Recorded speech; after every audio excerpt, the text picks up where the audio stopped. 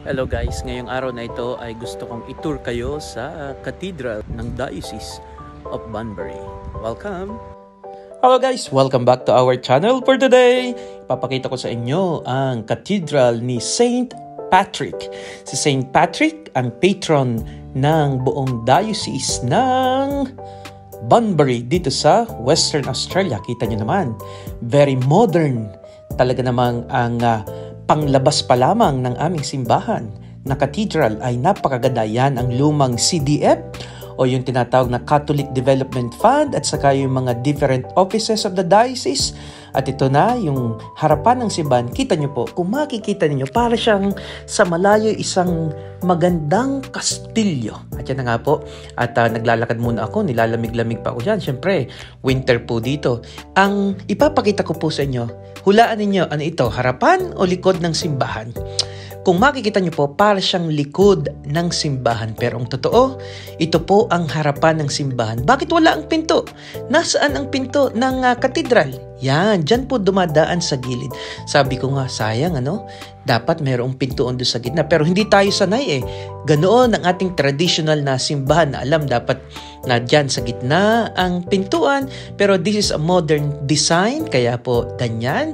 At any rate, nakakatuwa din namang tingnan. At igigilid. Ililibot ko po kayo. Ayan, punta muna tayo sa likod. Pasok muna tayo sa simbahan. Tingnan natin kung anong meron dito.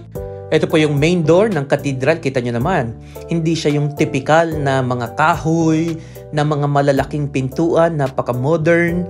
Ang pintuan niya ay glass. At yan, nakalagay doon ay Diocesan Center and Parish Center. Yan po, yan. Diyan ang pasok ng mga different offices and ministries ng diocese. Ayan, pasok muna tayo ng kaunti. Oops, mali! Kaliwa! Kita nyo naman, ang cathedral. Bagong-bago, napaka-modern. Diyan po pagpasok na andyan yung parish hall at ito po naman ang simbahan. Dito papasok, kita nyo naman. Talaga namang para kayong nasa crypt, nasa ilalim ng simbahan. Pero my house shall be a house of prayer. Ito naman po, dito tayo sa gilid. Kita nyo naman, oh.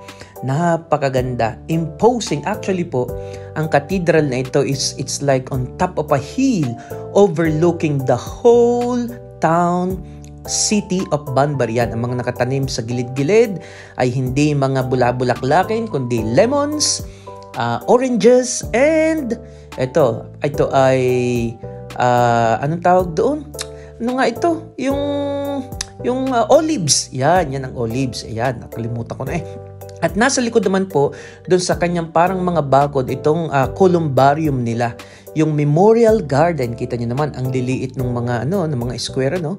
Sabi ko, paano kaya magkakasya din yung mga urn, yan. At any rate, dyan po, nagninila yan. Nakita niyo naman, napakaganda ng cathedral. Gandang-ganda talaga ako sa cathedral nito. At kung meron nga lang ako masasabi nga, sabi ko kanina, yung pinto ay nasa gilid. At any rate, that's how it is. Kita niyo naman, overlooking the city. At may ipapakita ko sa inyo. Kung sa atin, ang katapatan halos ng mga simbahang Katoliko, yung mga aglipay, ang katapatang simbahan dito ay ang Anglican. That's the Anglican Cathedral here in Banbury. Yan, kung nyo nga pong malalaman sapagkat ang marami dito yung mga taga-Europeo at sila yung mga Anglicans.